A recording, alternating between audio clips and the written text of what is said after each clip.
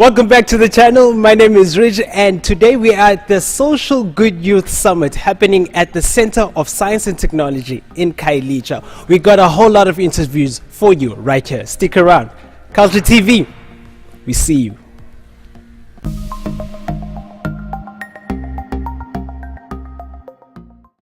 We're joined by Norman Semba, who is the organizer of the Social Good Youth Summit.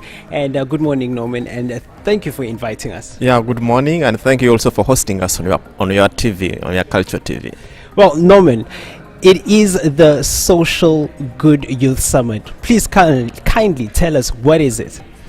Yeah, the Social Good Youth Summit, it is a summit which is organized by Center for Nonviolence and Peace Studies. This is an organization which is affiliated with Medina Institute, which is based in Cape Town. So the Youth Summit we know that 2018 is a centenary year for Nelson Mandela. Nelson Mandela was standing for good. So one of our philosophy as the Institute is to make sure that we promote peace, we promote understanding, we promote coexistence.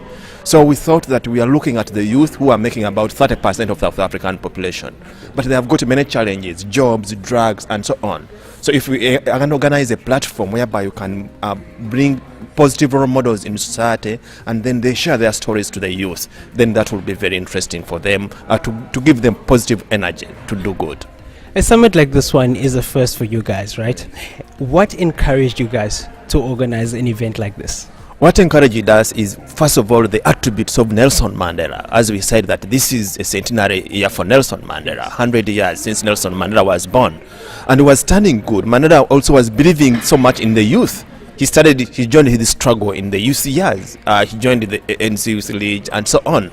So he looked so much about empowering the youth to do good. And the youth have got so many challenges. Yes. So, and he said that if we are to build a prosperous South Africa, a society which is caring, then we should empower the youth. That's what he said. So we thought that we should focus on the youth if we are to make sure that the country develops, and also we should empower the society to develop at a different level. An event like this is the first for you, like I mentioned. But where do you see this event in a few years' time?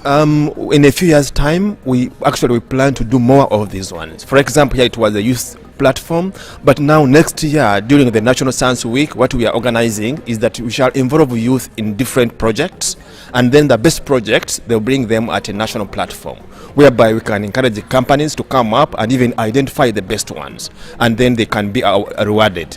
And then this encourages the youth to make sure that at least that if the project is recognized, then I can remain focused on my studies. When the kids were coming for this forum, we interested them to write their careers. And then some of them said that they want to be doctors and so on. We had got interesting stories. Like one, for example, Dr. Turi, who studied from a humble background, and then he went and finished his PhD, is now a lecturer at UWC.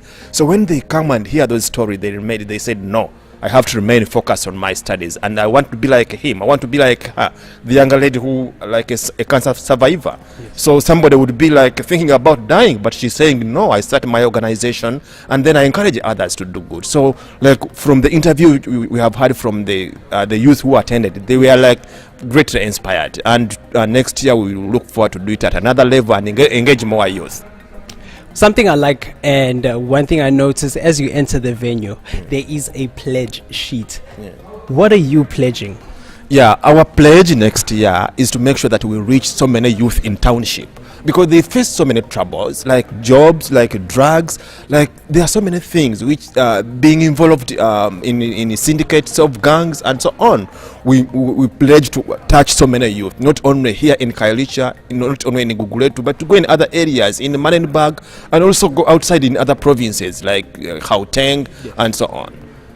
And Norman, thank you once again for inviting us, and please do invite us in your next event. Yeah. And thank you also for your platform. We know Culture TV is very popular, and we encourage people out there to watch it. Do the right thing and like our page on Facebook, Culture TV. Follow us on Instagram, Culture TV, and subscribe to our channel on YouTube, Culture TV. We see you.